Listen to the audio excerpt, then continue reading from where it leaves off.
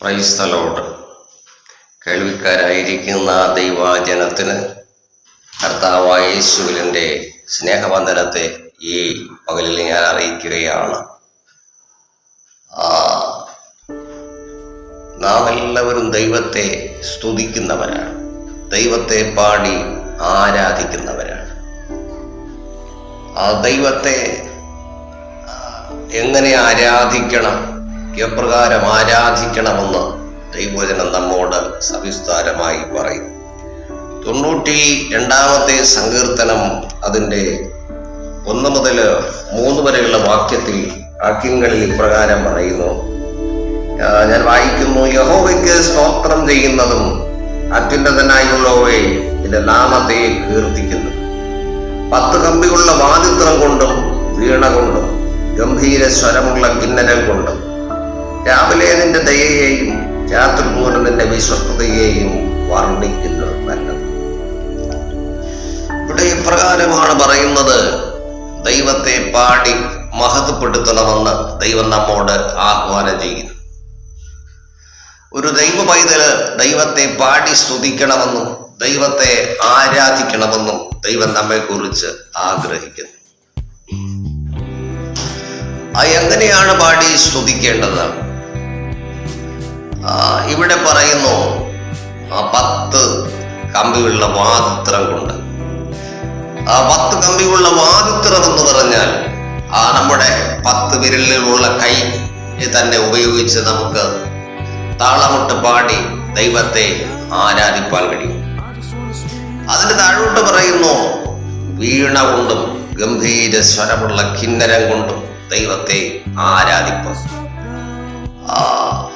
ആരാധനയ്ക്ക് യോഗ്യനാണ് നമ്മുടെ ദൈവം. അഖിലാണ്ടത്തിന്റെ സൃഷ്ടിതാവും പരിപാലകനുമായ ദൈവത്തെ നാം ആരാധിക്കേണ്ടത് ആവശ്യമാണ്. അത് ദൈവത്തിന്റെ കൽപ്പനയാണ്. ഈ നാളുകളിൽ നാം ദൈവസന്നിധിയിൽ ദൈവത്തെ ആരാധിക്കേണ്ടത് ആവശ്യമാണ്. ഇവിടെ എങ്ങനെ പറയുന്നു? 92-ാം സങ്കീർത്തനത്തിൽ ഇങ്ങനെ പറയുന്നു: രാവിലെ തോറും അവന്റെ ദയയെ കുറിച്ച് പാടണം, രാത്രിയിൽ അവന്റെ വിശ്വസ്തതയെ കുറിച്ച് പാടണം, ദൈവത്തെ പാടി സ്തുതിപ്പാനിടയായി തീരണം. ഇതിന് നല്ലൊരു ഉദാഹരണം അപ്പോസ്തല പ്രവൃത്തികളുടെ പുസ്തകത്തിലുണ്ട്. അവിടെ പൗലോസിനെയും ശീലാസിനെയും ബന്ധിക്കപ്പെട്ടവരായി കാരാഗൃഹത്തിന്റെ ഉള്ളില് അവരെ തടവറയിലേക്ക് കൊണ്ടുവന്ന് ഇട്ടിരിക്കുകയാണ്. അവരെ തല്ലിച്ചതച്ച് അവരുടെ ശരീരമൊക്കെ ക്ഷതമേൽപ്പിച്ച് മർദ്ദിച്ച് അവശരാക്കിയാണ് അവിടേക്ക് കൊണ്ടുവരുവാനിടയായത്. അവരങ്ങനെ, എന്നാൽ അവരുടെ കരങ്ങളും കാലുകളും ആമത്തിലിട്ട് പൂട്ടപ്പെട്ടവരായി കിടക്കുകയാണ്. വലിയ പ്രതികൂലത്തിന്റെ നടുവിലാണ് അവർ ആയിരിക്കുന്നത്. തടവറയ്ക്കുള്ളില് ബന്ധനത്തിൽ അകപ്പെട്ടിരിക്കുന്ന മറ്റ് തടവുകാരുണ്ട്. കാരാഗൃഹ പ്രമാണി അവിടെ ഉണ്ട്. എന്നാൽ അർദ്ധരാത്രി സമയത്ത് പൗലോസും ശീലാസും എഴുന്നേറ്റിരുന്ന ദൈവത്തെ പാടി സ്തുതിപ്പാൻ തുടങ്ങി. ദൈവസന്നിധിയിൽ അവർ പ്രാർത്ഥിപ്പാൻ തുടങ്ങി.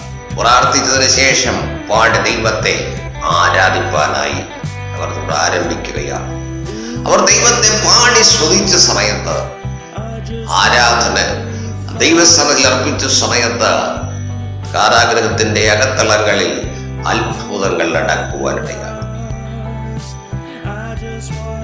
കാരാഗൃഹത്തിന്റെ അടിസ്ഥാനം കുലുങ്ങുവാനിടയാണ്. പൂട്ടപ്പെട്ട വാതിലുകള് തുറക്കപ്പെടുവാനിടയാണ്.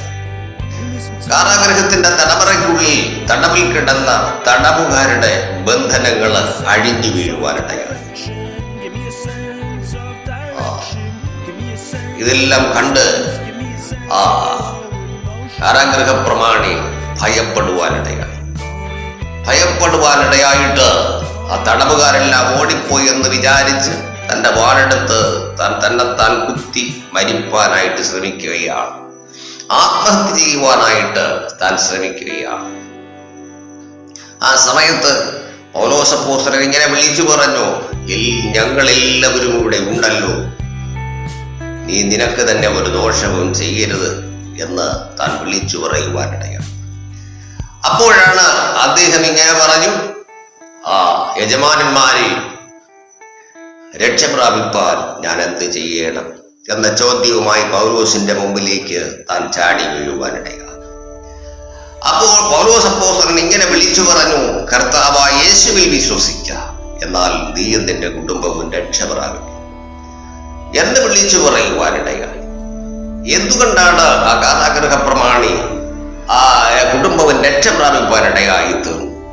പൗലോസിന്റെയും ശീലാസിന്റെയും കാരാഗൃഹത്തിന്റെ ഉള്ളിലുള്ള ദൈവത്തെ ആരാധിക്കുവാനിടയായത്. ആരാധനയുടെ നടുവിൽ അത്ഭുതങ്ങൾ വെളിപ്പെടുവാൻ